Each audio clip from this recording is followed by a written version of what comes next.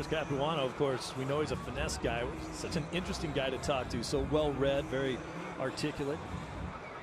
Extracurricular business aside, working together and working beautifully so far. 2 outs now here in the first inning. Justin Upton, he's going to try Kemp again. Kemp underneath it, this one routine. Ray Walker said, hey, I've never seen a guy that can play through one of these.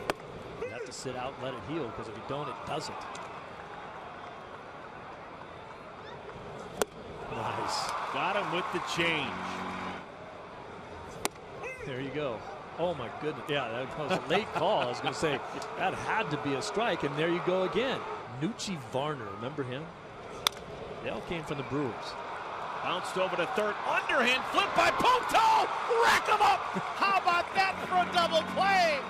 We're going to see the Milwaukee Brewers. They began as the Seattle Pilots. Backhanded by D. Gordon. Nice toe still stuck in the ground. And by the time his heel comes down, he's late.